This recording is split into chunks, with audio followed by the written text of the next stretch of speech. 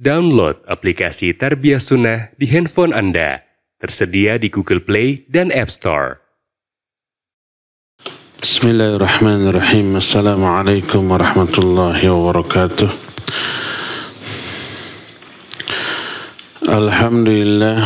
Wassalatu wassalamu ala rasulillah wa ala alihi wa ashabihi wa mawalah wa man tabi'ahum bi ihsanin ila yaumil qiyamah wa ba'd.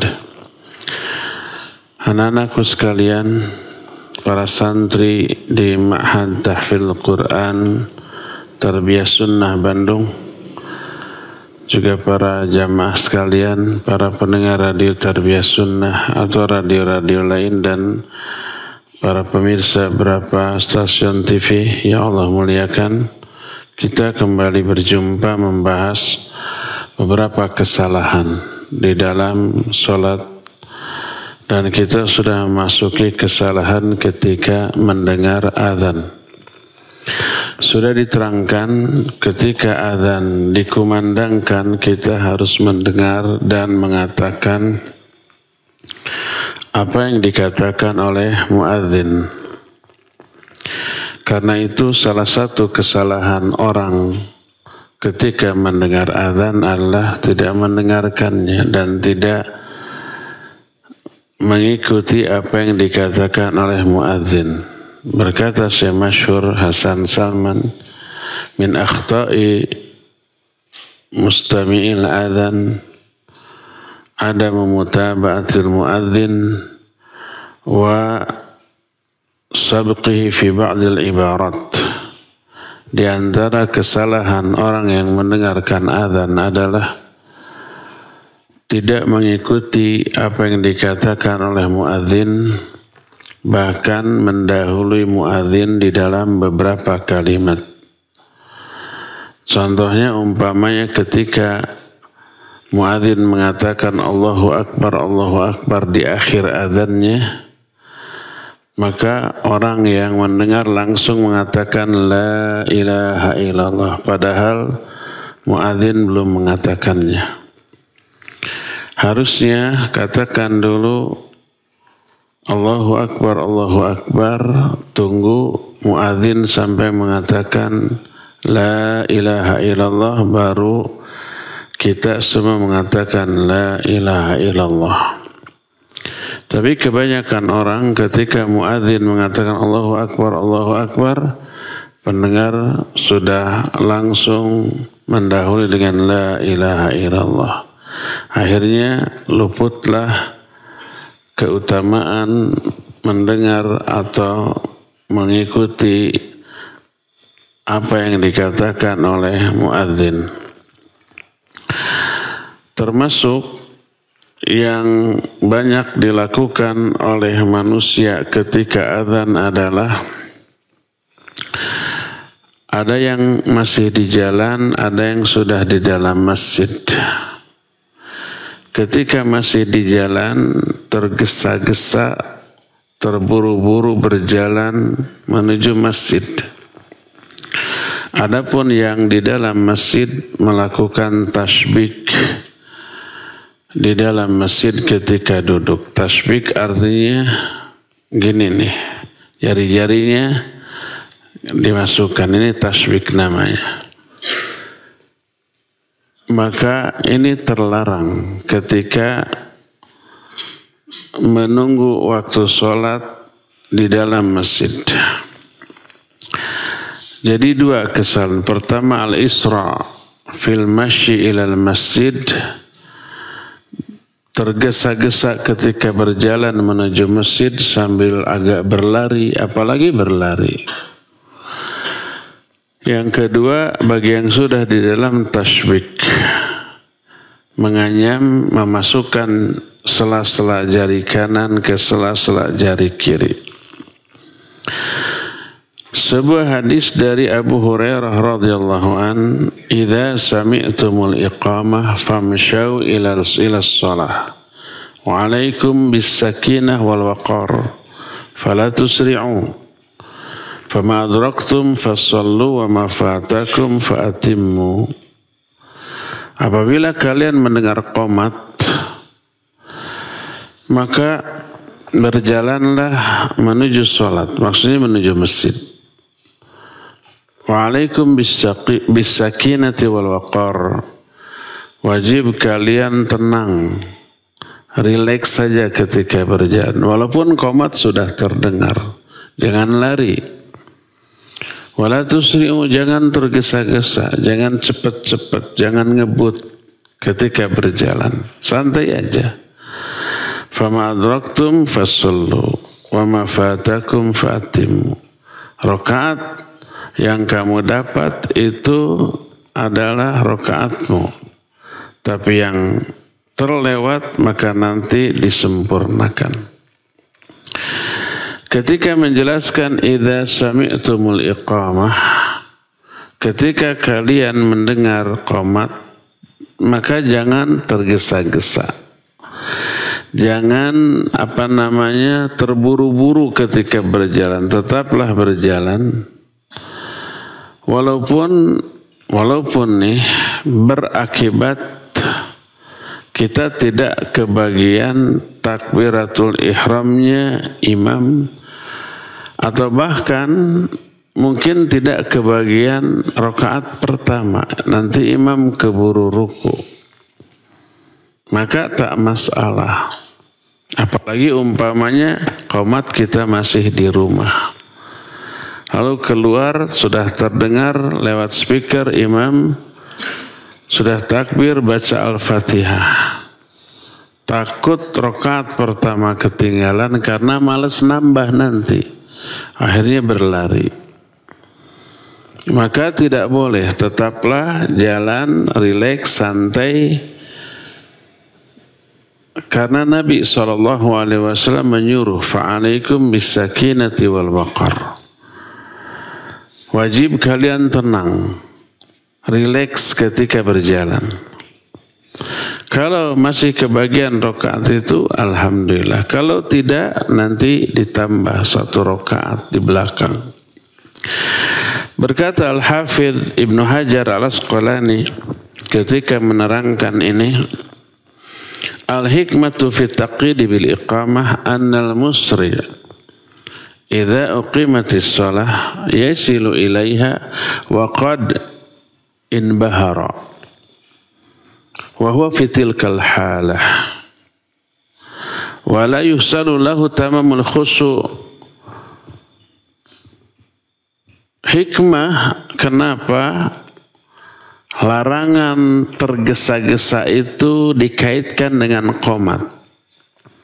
Karena orang yang ketika qomat tergesa-gesa, pas masuk ke shaf, maka nafasnya akan terengah-engah dalam keadaan dia siap sholat. Ketika takbir, Allahu Akbar masih terengah-engah. Akhirnya apa? Tidak tercapai kekhusyuan. Terganggulah bacaan. Oleh karena itulah maka terlarang. Karena apa? Khusyuk adalah ruhnya sholat. Dan itu yang paling inti. Jangan sampai itu kehilangan khusyuk karena ingin mengejar takbiratul ihram atau rakaat pertama. Maka kekhusyuan lebih utama daripada yang lainnya di dalam sholat. Adapun kalau sebelum diqomatkan, ketika masih azan, lalu dia terburu-buru ingin ke masjid, agak berlari, sehingga ketika masuk ke dalam masjid masih ada jeda untuk istirahat, tidak akan mengganggu kekhusyuan sholat, maka tidaklah terlarang untuk tergesa-gesa, untuk mengebut ketika berjalan. Maka ada qadhiyah atau ada ketetapan yang diungkapkan oleh Imam Ibnu Hajar, annahu la yukrahu al-isra liman ja'a qabla al-iqamah. Tidak dimakruhkan terburu-buru bagi orang yang datang sebelum qomat ke masjid. Kenapa? Karena Tidak ada madarat yang timbul. Apalagi sebelum azan. Dia ke masjid lalu agak berlari. Sampai di dalam masjid jangan dulu langsung sholat tahiyatul masjid. Tenangkan dulu nafas. Sebab tidak ada yang dikejar sama kita. Masih lama kan untuk azan. Tenangkan, setelah tenang, nafasnya sudah normal, tidak tergesa-gesa, maka baru masuk ke dalam sholat tahiyatul masjid.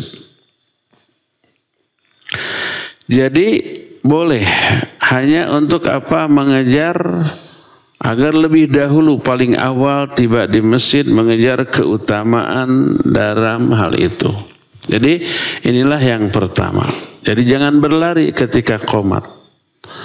Adapun kalau sebelum qomat boleh berlari. Kedua, tasbik. Tasbik itu tadi begini. Bagi orang yang sudah di dalam nunggu azan, nunggu qomat, nunggu sholat. Kita sudah sholat tahiyatul masjid, sudah qobla, menunggu. Nggak boleh begini. Tangannya tasbik. Berdasarkan sabda Nabi SAW, "Idza tawadda'a ahadukum lis-shalah fala yushabbik baina asabihi." Apabila salah seorang di antara kamu sudah berwudu untuk sholat, maka jangan menganyam jari-jarinya. Bahasa kitanya menganyam aja ya, karena nggak ada istilah khusus berbuat begini. Bahasa Arabnya tasbik. Hadis ini diriwayatkan oleh Imam At-Tabrani dalam kitab Al-Awsat. Dan ketika menerangkan hadis ini, para ulama menyatakan fannahyu muqayyadun idza kana masyan lis-shalah qasidan laha. Kama waqa'a at-tasrih bihi fi hadits Ka'ab, idza tawadda'ta fa ahsanta wudu'aka thumma kharajta 'amidan ila al-masjid fala tushabbikanna baina asabi'ik. Larangan tasbik ini berkaitan dengan apabila berjalan menuju sholat, bermaksud untuk sholat, kemudian masuk di dalam sholat, kemudian masuk ke masjid untuk menunggu. Ketika berjalannya nggak boleh tasbik. Ketika sudah masuk ke masjid duduk, tidak boleh tasbik. Berdasarkan hadis, apabila kamu berwudu, lalu membaguskan wudunya, lalu kamu keluar untuk ke masjid, jangan kamu tasbik antara jari-jarimu. Kenapa? Karena dia dianggap sama dengan di dalam sholat. Sehingga dikatakan idza kunta fil masjid fala tushabbikanna baina asabi'ik fa anta fi shalah man tadarta lis-shalah. Apabila kamu berada dalam masjid, jangan kamu tasbik antara jari-jarimu, karena kamu dianggap berada di dalam sholat selama kamu menunggu sholat. Kita tidak sholat di masjid, tapi keberadaan kita di masjid menunggu sholat itu pahalanya sama dengan pahala sholat, dianggap sama dengan sedang sholat. Maka tidak boleh tasbik. Dalam riwayatin inna muntadhiras shalah fi hukmil musalla wa inna nahya anit tasbik yashmuluhuma. Orang yang menunggu sholat dihukumi sama dengan orang yang sedang sholat. Dan larangan tasbik mencakup kedua-duanya. Larangan di dalam sholat, larangan juga selama menunggu sholat. Termasuk ketika kita mendengar khutbah imam, nggak boleh tasbik seperti ini. Karena orang yang sedang menunggu mendengarkan khutbah itu sama dengan orang menunggu sholat, dihukumi sama dengan sholat. Pahala yang Allah berikan sama dengan pahala orang yang sholat. Dan di dalam sholat dilarang tasbik. Ketika menunggu sholat juga dilarang tasbik. Bahkan ketika berjalan dari rumah menuju sholat dianggap sama dengan sholat. Maka ketika berjalan jangan tasbih seperti ini. Itulah kesalahan orang ketika, termasuk ketika mendengar azan. Kita sudah ada di dalam masjid, nggak boleh tasbih. Itulah dua kesalahan. Kesalahan ketiga, al-khuruj minal masjid indal azan. Keluar dari masjid ketika mendengar azan. Sudah ada, sebelum azan ada di masjid, pas azan keluar. Dari Abu Hurairah radhiyallahu annahu ra'a rajulan kharaja minal masjid ba'dal adzan. Faqala amma hadha faqad 'asa Abul Qasim. Suatu saat Abu Hurairah melihat seseorang keluar dari masjid ketika adzan.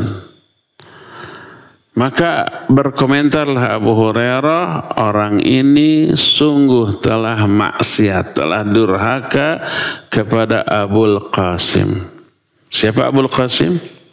Nabi Muhammad SAW. Kunyah beliau Abul Qasim.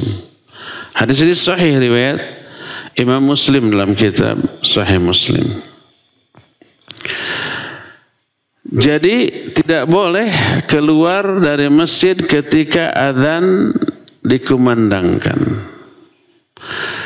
Kenapa? Itu disamakan dengan perbuatan setan yang berusaha lari menghindar dari azan ketika azan dikumandangkan. Nabi SAW bersabda dalam hadis sahih riwayat Imam Bukhari, Idza nudiya lis-shalah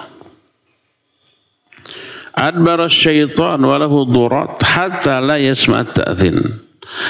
Apabila dikumandangkan azan untuk sholat, syaitan lari sambil mengeluarkan suara kentut yang sangat keras. Saking kerasnya suara azannya juga kalah. Sampai dia tidak mendengar suara azan. Karena apa? Karena terkalahkan oleh suara kentutnya. Maka berkata Imam Ibnu Hajar, li'alla yakuna musyabbihan bisyaitan alladhi yafirru inda sima'il azan. Larangan keluar dari masjid ketika azan berkumandang agar tidak disamakan dengan setan yang lari menghindar tidak mau mendengarkan azan. Berkata Sa'id bin Al-Musayyib rahimahullah, yuqalu la yakhruju ahadun minal masjid ba'da nida illa ahadun yuridur ruju' ilaihi aw munafiq. Kata Sa'id bin Al-Musayyib, tidak boleh seseorang keluar dari masjid ketika azan kecuali pertama dia berniat kembali. Keluarnya itu ada keperluan, mungkin wudu sudah batal. Atau mungkin ada keperluan lain tapi nanti dia akan kembali untuk sholat berjamaah. Kalau tidak maka dia munafik. Munafik itu sebuah celaan yang luar biasa secara syar'i. Ini perkataan siapa? Sa'id bin Al-Musayyib rahimahullah. Akan tetapi wa hadza la yuqalu min jihati ra'yi. Ini pasti tidak dikatakan berdasarkan ra'yu atau pendapat pribadi, enggak, tapi berdasarkan nas. Abu Hurairah radhiyallahu an meriwayatkan satu hadis, la yusma'un nida fil masjid thumma yakhruju minhu illa hajah thumma la yarji'u ilaihi illa munafiq. Tidaklah mendengar azan di masjid kemudian dia keluar kecuali keluarnya itu ada keperluan, ya kalau ada keperluan nggak apa-apa. Dia keluar lalu tidak kembali untuk sholat berjamaah, maka dia munafik. Berkata Imam An-Nawawi rahimahullah, ketika mengomentari ucapan Abu Hurairah ini, amma hadza faqad asa Abul Qasim. Adapun orang yang mendengar azan keluar dari masjid tidak bermaksud kembali, orang ini sudah durhaka kepada Abul Qasim, kepada Nabi Muhammad SAW. Dan orang itu dicap sebagai orang munafik. Berkata Imam An-Nawawi, fihi karahatul khuruj minal masjid ba'dal adhan hatta yusalli al-maktubah illa li'udhrin wallahu a'lam.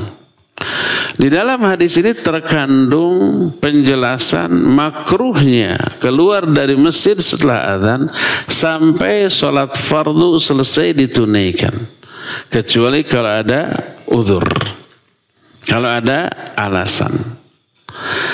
Ucapan Abu Hurairah bahwa kalau ada keperluan dibolehkan, contoh umpamanya kondisi darurat, mungkin dia junub di dalam masjid atau berhadas, sudah batal. Atau ada hal lain umpamanya dia terkena darah keluar dari hidung itu mimisan, harus dicuci dulu. Maka ini tidak apa-apa. Demikian juga orang yang harus menjadi imam di masjid lain. Dia ada keperluan di suatu masjid, ngobrol sama jamaah di masjid, lalu azan, tapi dia harus jadi imam di masjid lain, lalu keluar untuk menuju masjid lain menjadi imam, maka tidak apa-apa. Falahu ayyakhruja minal masjid hina idzin. Dia boleh keluar dari masjid ketika itu karena ada keperluan. Maka ini didasarkan kepada salah satu hadis. Bolehnya keluar kalau ada keperluan. Ada sebuah hadis berkata Rasul sallallahu alaihi wasallam dari Abu Hurairah radhiyallahu anna Rasul sallallahu alaihi wasallam kharaja wa qad uqimatis shalah wa udilatis sufuf hatta idza qama fi musallahu intadharna ayukabbira insarafa. فقال على مكانتكم فمكثنا على هيئتنا حتى خرج إلينا ينظف رأسه ماء وقد اغتسل.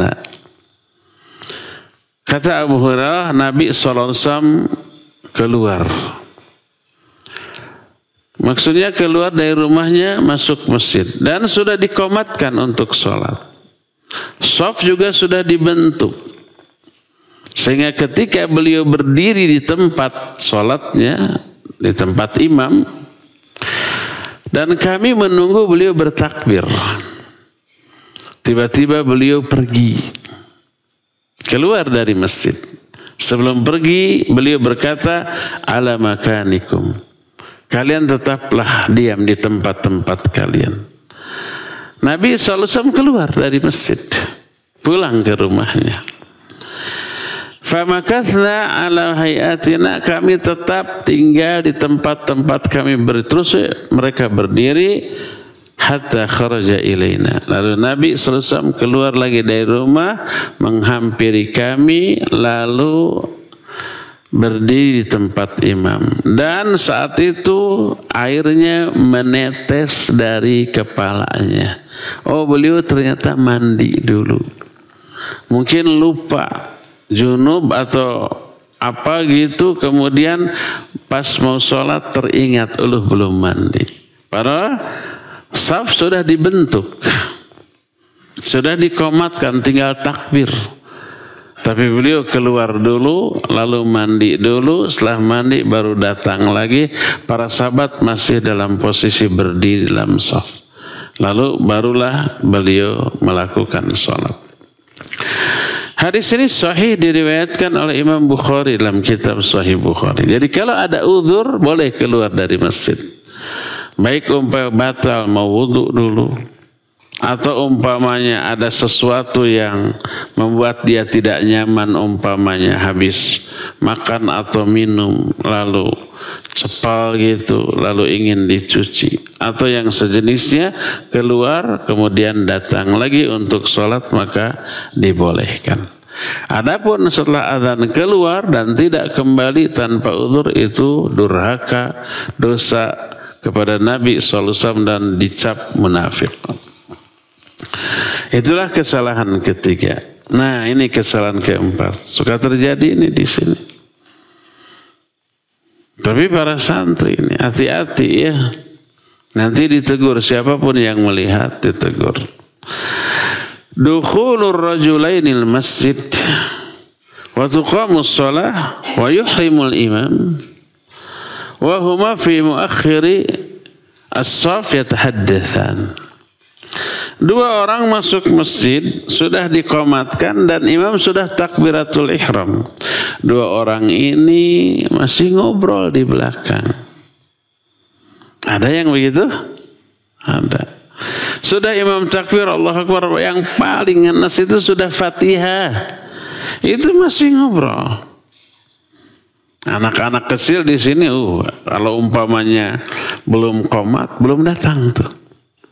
Karena kalau sebelum qomat sudah datang, itu disuruh, ayo udah wudu, ditanya.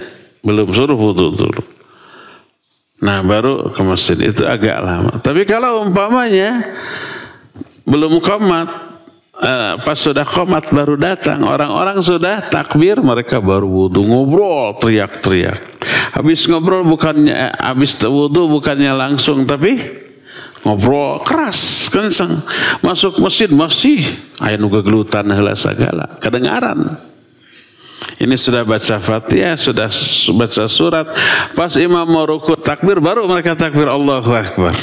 Sebelum ruku imamah mereka masih ngobrol, kenceng lagi, mengganggu orang yang sholat. Mereka tahu dalil bahwa kalau dapat ruku imam dapat 1 rakaat. Makanya sebelum ruku santai itu, ngobrol dulu, ya, gegelutan dulu. Kalau dulu masih belajar main di sini hut-het dulu, kita sudah takbir, sudah baca Fatihah, imam ini kedengaran hut-het. Ini sebuah kesalahan besar. Karena apa? Mengganggu. Berkata Imam Malik rahimahullahu ta'ala ketika mengomentari ada orang yang seperti itu. Kata beliau, ara ayat surukal kalam idha ahramal imam. Maka aku berpendapat setiap orang harus berhenti bicara ketika imam sudah ihram, sudah melakukan takbiratul ihram, sudah memulai salat, wajib berhenti. Berhenti seluruh aktivitas, berhenti juga ngobrol, langsung takbir. Nah, perlu dibahas dalam masalah ini, innal Islam lam yamna' al-kalam al-mubah ma lam yakun fihi tashwis al-muta'ammidina fil masjid. Walakin ala an la yakuna fi irad anis salah atau tasyaghul anha kama fil mas'alati sabiqah. Islam tidak melarang berbicara di dalam masjid, ngobrol yang sifatnya mubah selama tidak mengganggu orang yang sedang ibadah di sana, di dalam masjid, dan tidak memalingkan dia dari sholat, sebagaimana dalam kasus yang sedang dijelaskan ini. Orang sudah mulai sholat, ini masih ngobrol, berarti dia lalai dari sholat. Ngobrol di masjid tentang urusan dunia selama mubah boleh. Adapun perkataan yang menyatakan al-kalamul mubah fil masjid ya'kulul hasanat kama ta'kulun narul hatab, bahwa berbicara yang mubah di masjid bisa memakan, menghabiskan, menggugurkan kebaikan-kebaikan sebagaimana api yang membakar suluh. Ini ucapan ini tidak ada asalnya. Dan dibolehkan ngobrol di masjid sambil tertawa, boleh, selama isinya tidak buruk, mubah. Sebagaimana para sahabat suka ngobrol di masjid, ngobrolkan ketika masa-masa jahiliyah sambil tertawa di masjid, dan Nabi SAW mendengar lalu beliau tersenyum. Sebagaimana sebuah riwayat dari Samak bin Harb radhiyallahu an.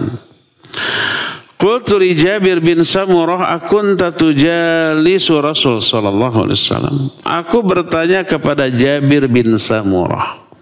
Jabir bin Samurah ini seorang sahabat. Samak ini seorang tabi'in, tidak sezaman dengan Nabi sallallahu alaihi wasallam. Samak ini nanya ke Jabir, pernah nggak kamu duduk-duduk bersama Rasul sallallahu alaihi wasallam di masjid? Dijawab na'am, katsira. Ya, sering. Kana yaqumu min musallah alladhi yusalli fihi as-subh aw al-ghada hatta tatlu asy-syams fa idza tala'at asy-syams qama wa kanu yatahaddatsun fa ya'khuduna fi amri al-jahiliyah fa yadhakun wa yatabassam. Ya, dulu Nabi SAW berdiri di tempat sholatnya, di tempat imam. Setelah sholat subuh beliau duduk sampai matahari terbit, ngobrol. Apabila matahari sudah terbit baru beliau berdiri. Dan para sahabat ketika beliau duduk itu ngobrol-ngobrol tentang urusan jahiliyah, tentang perkara-perkara jahiliyah dulu. Di zaman jahiliyah kan konyol-konyolnya perilakunya diceritakan lagi, lucu gitu. Mereka tertawa-tawa wa yatabassamu, dan Nabi SAW tersenyum. Hadis ini sahih diriwayatkan oleh Imam Muslim dalam kitab Sahih Muslim. Jadi dibolehkan untuk ngobrol di masjid sambil tertawa tentang urusan dunia, boleh. Karena itu dilakukan oleh para sahabat di hadapan Nabi SAW. Mereka tertawa-tawa dan Nabi SAW ikut mendengarkan dan tersenyum mendengar cerita para sahabat. Ketika menjelaskan ini berkata Imam An-Nawawi, hadza ma'a mulahadat anna al-asla fil julus fil masjid ayyakuna lis-shalah wa tilawa wa dzikr wa tafakkur aw tadrisil ilm bisyarat adamu raf'is saut wa adamu tashwis 'alal musalli wa dzakirin. Padahal ya, pada asalnya di masjid itu sebagai tempat sholat, tempat membaca Quran, tempat dzikir, tempat tafakur, tempat belajar mengajarkan ilmu. Tapi boleh berbicara masalah mubah. Disyaratkan tidak terlalu kencang dan tidak mengganggu orang yang sholat atau orang yang berzikir. Berkata Ibnu Umar radhiyallahu anhuma, ini secara marfu ucapan Nabi SAW, la tattakhidul masajid turuqan illa li dzikrin aw sholatin. Jangan kalian jadikan masjid itu seperti di jalan-jalan, ngobrol gitu. Kecuali di masjid ini untuk zikir atau sholat. Abu Sa'id Al-Khudri berkata, ini juga marfu sampai ke Nabi SAW. Ala inna kullakum munajin rabbahu, fala yu'dhiyanna ba'dukum ba'dha, wala yarfa'anna ba'dukum ala ba'din bil qira'ah, au qala fis shalah. Ingat, setiap kalian ketika di masjid sedang munajat kepada Allah, jangan sebagian kalian mengganggu sebagian yang lain, dan jangan sebagian kalian mengeraskan bacaan atau zikir kepada sebagian yang lain. Zikir seseorang, bacaan Quran seorang di dalam masjid keras mengganggu orang yang sedang zikir, berdoa atau baca Al-Quran, apalagi sholat nggak boleh, walaupun zikir. Ini hadisnya sahih. Hadisnya riwayat Imam Abu Daud dalam kitab Sunannya, Imam Ahmad dalam kitab Musnadnya, isnaduhu sahih. Sanadnya hadis ini sahih. Jadi kalau zikir di dalam masjid atau baca Quran, lalu ada yang sholat, nggak boleh keras. Ini ada larangan dari Rasul SAW. Tapi kan ada ustaz, boleh nggak ketika ada yang sholat kita zikir keras? Boleh, karena itu zikir di dalam sholat juga orang sedang berzikir. Zikir dengan zikir klop. Akhirnya boleh. Bertentangan dengan hadis ini. Iya, orang berzikir yang sholat juga zikir, tapi kan zikirnya bedanya. Jangankan zikir dengan zikir, zikir dengan sholat. Sholat dengan sholat nggak boleh saling mengganggu. Umpama ada orang berdua sholat masing-masing sholat sunnah, tapi bacaannya dikeras-keras. ini mengganggu yang itu yang mengganggu yang ini, maka tidak boleh. Ditegur oleh Nabi SAW dengan mengatakan, wala yarfa'anna ba'dukum ala ba'din bil qira'ah au qala fis shalah. Janganlah sebagian kalian mengeraskan suara terhadap sebagian yang lain dalam hal bacaan atau ketika sholat. Kata Abdullah bin Mas'ud, dan ini juga marfu sampai kepada Nabi SAW, berarti ini ucapan Nabi SAW. Sayakunu fi akhir zaman qaumun yajlisuna fil masajid hilaqan hilaqah. Imamuhumud dunya fala tujalisuhum fa innahu laisa lillahi fihi hajah. Akan muncul satu kaum di akhir zaman. Orang itu duduk-duduk di masjid berhalakoh-halakoh. Imam mereka berbicara tentang dunia. Jangan kalian ikut duduk-duduk bersama mereka. Karena apa? Fa innahu laisa lillahi fihimul hajah. Allah enggak punya kebutuhan kepada mereka yang seperti itu. Jadi kalau ya masjid hukum asalnya untuk zikir, untuk sholat, maka tidak boleh ada beberapa larangan untuk berbicara urusan dunia. Tapi ini hanya terbatas kalau pembicaraan urusan dunia ini mengganggu orang-orang yang sholat, orang yang zikir, yang berdoa, yang membaca Al-Quran. Jangankan berbicara urusan dunia, berbicara urusan akhirat atau berzikir atau baca Al-Quran, tapi saling mengganggu itu pun sudah terlarang. Ya, dari mana kebolehan orang berbicara dunia selama tidak mengganggu? Dari hadis tadi, Nabi SAW duduk, tak ada yang sholat, tak ada yang baca Quran, tak ada yang berdoa, tak ada yang zikir, sudah selesai semua. Para sahabat berbicara kisah-kisah mereka di masa jahiliyah, lalu tertawa, dan Nabi ada ikut tersenyum mendengar cerita mereka. Berdasarkan hal itu, maka dibolehkan berbicara urusan dunia dalam masjid asal tidak mengganggu. Kalau mengganggu, jangankan urusan dunia, baca Quran saja nggak boleh keras-keras, zikir nggak boleh keras-keras. Kalau di dalam masjid itu ada yang sholat, apalagi pakai speaker, kedengaran kemana-mana, baca sholawat atau nyanyi-nyanyi atau baca Al-Quran pakai speaker, terdengar di dalam masjid, terdengar juga orang-orang di rumah. Di rumah mungkin ada yang sholat nggak? Ada para wanita, ya, orang-orang yang ada uzur, ada yang sedang baca Quran, zikir, berdoa, ada yang sakit butuh istirahat. Ini orang ceceleungan teriak-teriak di masjid pakai speaker, walaupun isinya baca Quran, isinya zikir. Maka berkata Imam Ibnu Jauzi dalam kitab Talbis Iblis. Talbis Iblis itu artinya tipu daya iblis. Salah satu tipu daya iblis adalah mengeraskan suara ibadah, baik zikir, berdoa atau baca Al-Quran, yang mengganggu orang dan dia berpikiran itu ibadah yang agung. Padahal gangguan kepada orang lain. Dan ketika ada yang protes, jangan keras-keras waktu ngajinya, sholawatnya, zikirnya, orang terganggu. Apa jawabnya?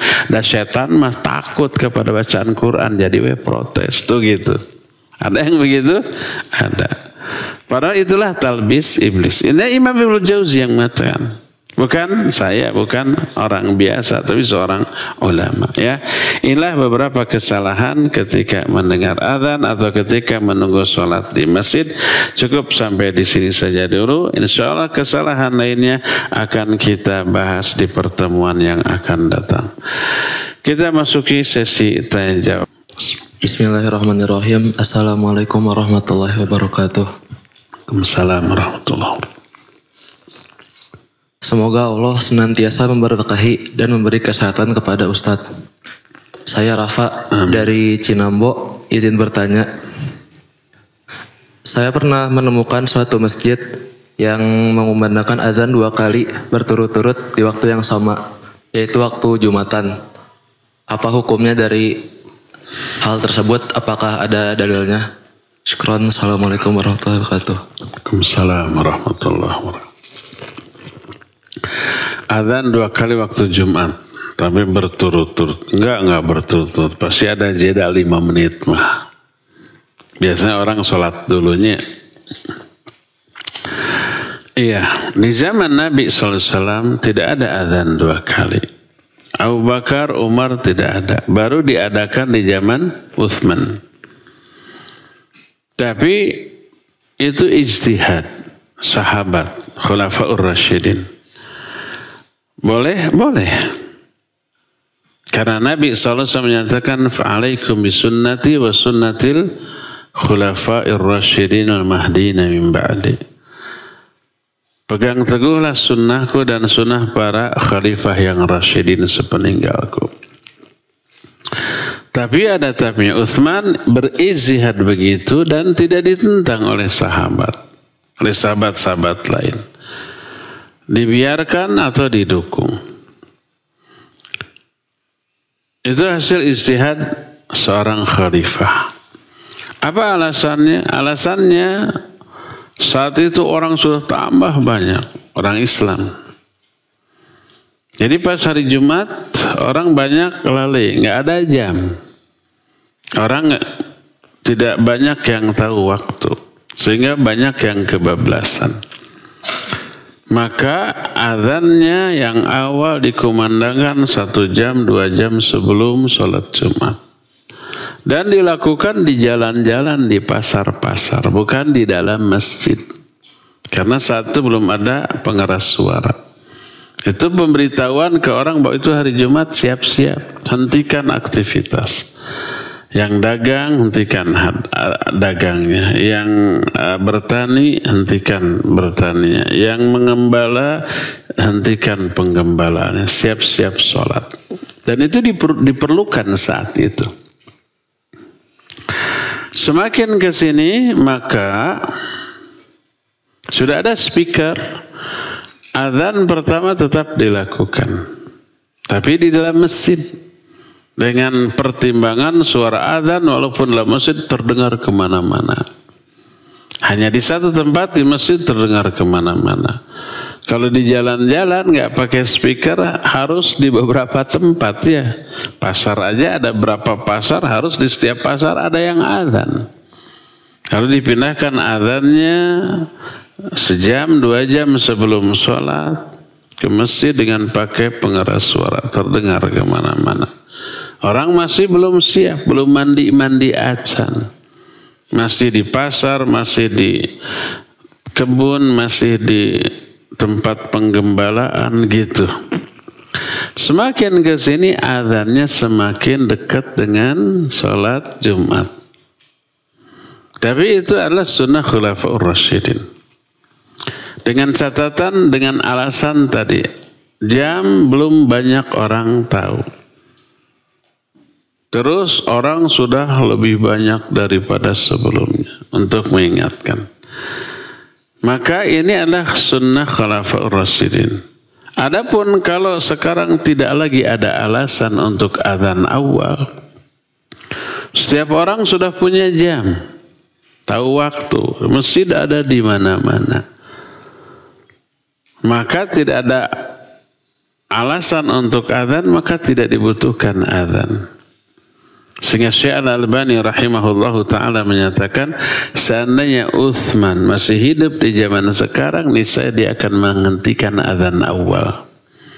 Karena sudah nggak punya alasan untuk adzan awal. Semua orang sudah tahu waktu. Tapi kalau toh masih dilakukan dengan pertimbangan seperti pertimbangan Utsman, maka silakan, tidak apa-apa. Dan ini juga diterapkan di Masjidil Haram, Masjid Nabawi. Adzannya 2 kali. Kalau dulu sebelum pandemi, adzannya itu persis adzan-adzan di masjid-masjid kita, di masjid-masjid lain. Jadi 5 menit sebelum adzan Jumat, adzan awal. Setelah itu 5 menit kemudian baru adzan Jumatnya. Kalau sekarang sudah diundur setengah jam sebelum azan Jumat, azan awal. Sekarang setengah jam. Mungkin nanti diundurkan lagi sejam sebelumnya, ya. Mungkin, wallahu a'lam. Jadi bertahap.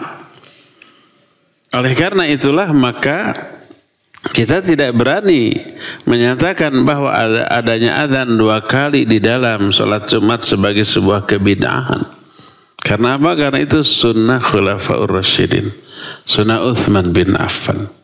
Dan oleh Nabi SAW diperintahkan pegang teguh sunnahku dan sunnah para khalifah yang Rasyidin. Sunnah mereka hasil ijtihad mereka. Dengan ijma, para sahabat tak ada yang menentang saat itu. Dan Nabi SAW menyatakan innallaha la yajma'u ummati ala dhalalatin. Allah itu tidak akan mengumpulkan umatku di atas kesesatan. Kalau umatku sepakat di atas suatu, kesepakatan mereka itu benar. Perkataan Ibnu Mas'ud menyatakan fama ra'auhu hasanah fahu hasanah indallah. Apa saja yang dipandang baik oleh mereka yang dimaksud adalah para sahabat, itu pasti juga baik di sisi Allah Azza wa Jalla. Nah, adzan 2 kali di zaman Utsman, para sahabat masih banyak yang hidup, dianggap baik. Maka baik pula itu di sisi Allah Azza wa Jalla. Adapun kita beralasan sekarang nggak ada alasan untuk adzan 2 kali, lalu kita tidak adzan, kembali kepada di zaman Nabi Abu Bakar dan Umar, maka boleh nggak apa-apa. Seperti di masjid kita hanya adzan 1 kali dengan pertimbangan tadi. Alasan yang dijadikan dasar oleh Utsman sekarang tidak lagi menjadi alasan. Sebab waktu diketahui oleh semua orang punya jam. Nggak ada jam tangan, ada di HP. Setiap HP pasti ada jamnya kan. Masjid di mana-mana, ya, nggak akan kebablasan. Kalau tahu ada yang kebablasan, itu bukan karena nggak tahu waktu, tapi lalai we gitunya. Sudah tahu itu hari Jumat, aduh sudah 11:30, belum adzan, santai aja gitunya. Pas adzan baru mandi.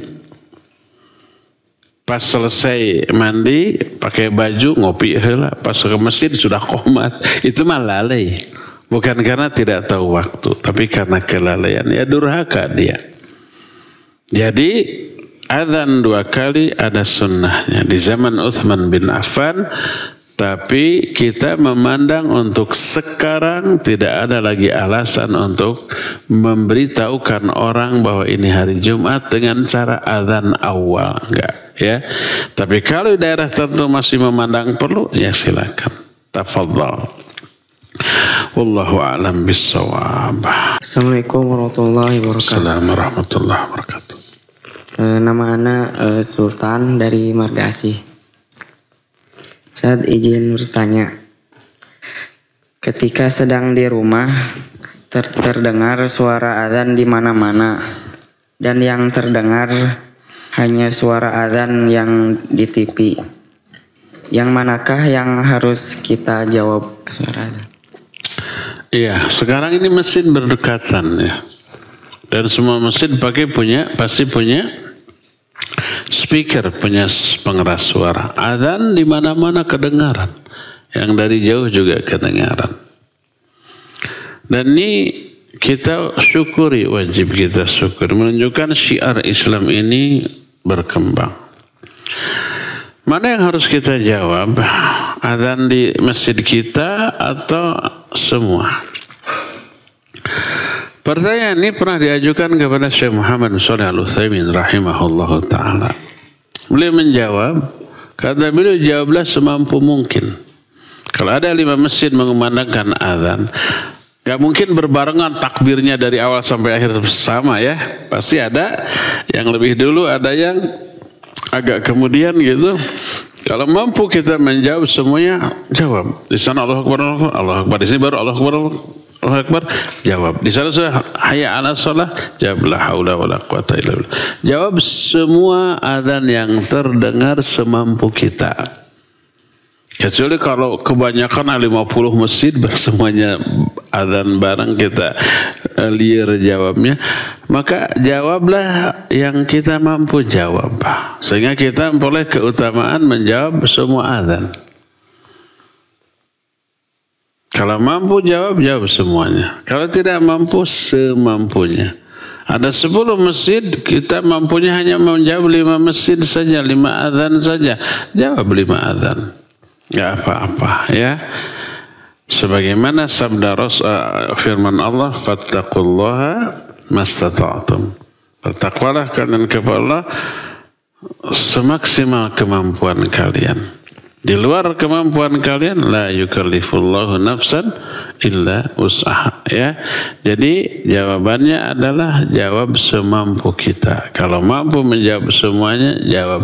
Kalau hanya mampu 5 muadzin atau 3 muadzin saja, jawablah 3 muadzin tersebut. Wallahu a'lam. Bagaimana kalau adzan di TV, di radio? Kalau adzan tersebut mubasyir, langsung live, orangnya seperti ada di TV, ditayangkan adzan di Mekah atau di Madinah. Itu rekaman apa live? Live. Walaupun beda waktu.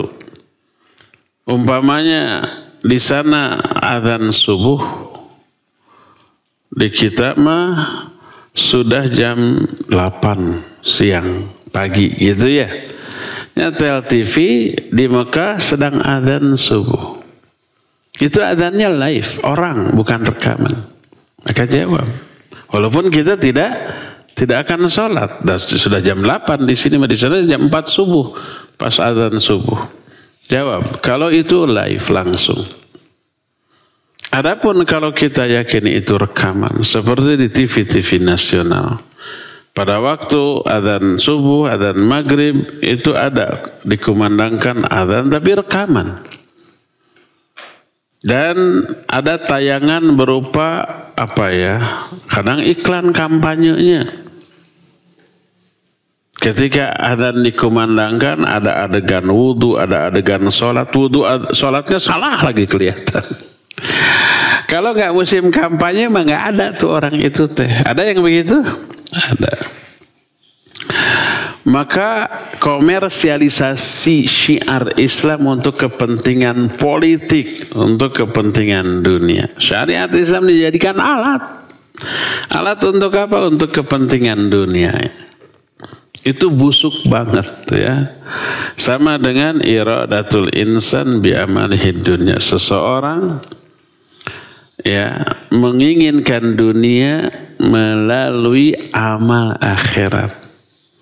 Adzan, sholat, wudu itu amal akhirat. Tapi dia niatkan untuk meraih keuntungan dunia. Itu kerusakan tauhid itu. Nah, jadi kalau umpamanya adzan tersebut hanyalah rekaman baik di radio atau di TV, maka tidak disyariatkan untuk dijawab.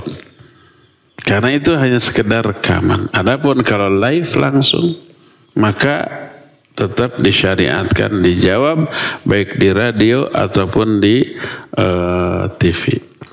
Radio kita masih mengumandangkan rekaman. Saya sih sudah mengusulkan, udah aja adzan dari Masjid Umar bin Khattab live kan.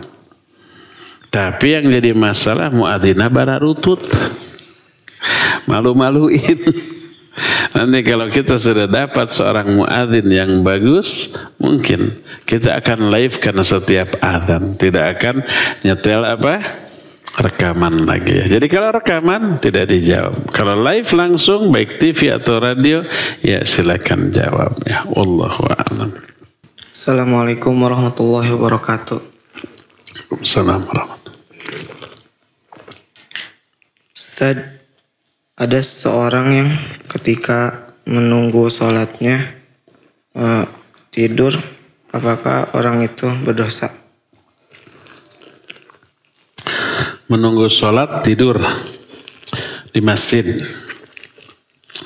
berdosa? Tidak berdosa. cuma batal wudunya. Kalau tidurnya lelap, kecuali kalau hanya terkantuk-kantuk, dia masih rada sadar terhadap sekelilingnya, maka tidak batal. Tapi kalau nyenyak, tidak ingat apa-apa, batal. Kalau dosa tidak, karena belum sholat. Jadi kalau lagi sholat, orang-orang sholat dia tidur, nah itu nggak boleh. Jadi ketika dia bangun, dia wajib keluar untuk berwudu, nanti setelah wudu balik lagi ya. Jadi dosa mah tidak, tapi kalau tidurnya nyenyak membatalkan wudunya. Wallahu a'lam. Cukup ya, sampai sini aja. Insyaallah nanti kita akan lanjut di hari Jumat yang akan datang. Subhanakallahumma bihamdik asyhadu an la ilaha illa ant astaghfiruka wa atubu ilaik. Walhamdulillahirabbil alamin. Wassalamualaikum warahmatullahi wabarakatuh.